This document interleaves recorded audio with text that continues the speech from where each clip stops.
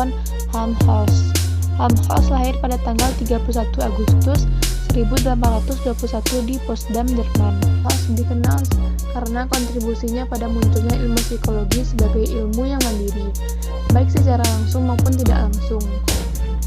Helmholtz sendiri merupakan seseorang deterministik dan materialistik yang menganggap manusia berfungsi seperti mesin. Selanjutnya tentang Gustav Theodor Fechner.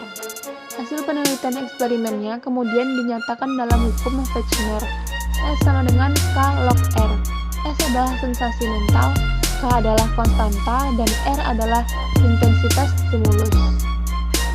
Rumus tersebut menunjukkan bahwa kekuatan sensasi mental merupakan fungsi dari logaritma konstan intensitas stimulus. Einhorn memberikan contoh bahwa cahaya lampu dim akan kelihatan ataupun tidak akan tergantung pada cahaya ruangannya. William Wundt. Wundt berkeinginan untuk membuktikan bahwa kesadaran terhadap dua stimulus yang berbeda dalam satu waktu bersamaan adalah mungkin. Pertama, kesadaran sebagai subject matter. Thought matter merupakan instrumen untuk mengetahuinya.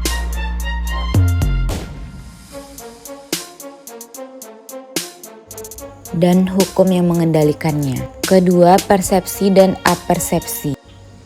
Persepsi bersifat pasif dan otomatis, sementara apersepsi merupakan proses aktif yang dapat dikendalikan.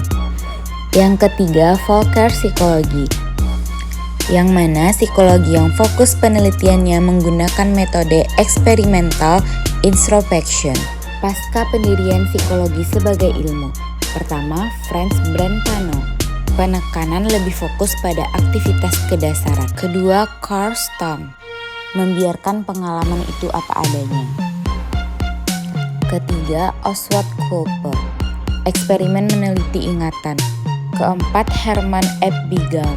Meneliti ingatan dengan frekuensi. Strukturalisme dikembangkan oleh Titchener yang berfokus menganalisis untuk menemukan struktur kesadaran, yang berupaya mengidentifikasi elemen-elemen kesadaran, bagaimana kesadaran terbentuk, meyakini faktor yang membentuk kesadaran bisa diperoleh dengan menganalisis proses fisiologis. Nah, sebagaimana yang telah kita ketahui, strukturalisme psikologi pertama kali dikembangkan di laboratorium Wundt sebagai bapak pendirinya. Fungsionalisme merupakan suatu pemikiran yang berpengaruh besar terhadap perkembangan psikologi. Tokohnya yaitu yang pertama William James. James lahir pada tanggal 11 Januari 1842 di New York. Yang pertama itu akar kesadaran James. James dan Wundt memiliki beberapa kesamaan seperti keduanya fokus pada kesadaran dan sama-sama sepakat dengan metode introspeksi. Selanjutnya itu self. James menggambarkan diri sebagai sebuah proses mengetahui dan berpikir dengan sebuah subjek dan sebuah objek. Pandangan James mengenai self bisa dibilang cukup luas, tidak terbatas pada hal-hal yang melekat pada diri saja, baik yang bersifat fisik maupun psikologi saja.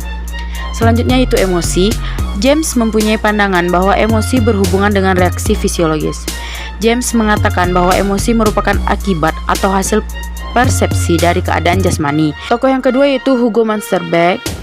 Ia lahir di Danzig, Polandia pada 1 Juni 1863. Ia memberikan kontribusi besar dalam menerapkan sarana psikologi untuk membantu mencapai tujuan produktivitas. Tokoh yang ketiga yaitu Granville Stanley.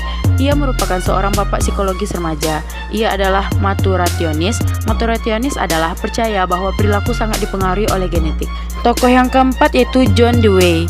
Ia lahir 20 Oktober tahun 1859 di Burlington. Dewey juga mendalami filsafat, khususnya filsafat Hegel dan Kant. Tokoh yang terakhir yaitu James McKettle. Ia lahir 25 Mei 1860. Ciri khas dalam aliran ini adalah kebebasan dalam mempelajari tingkah laku. Karena kebebasannya ini, maka fungsionalisme cepat berkembang.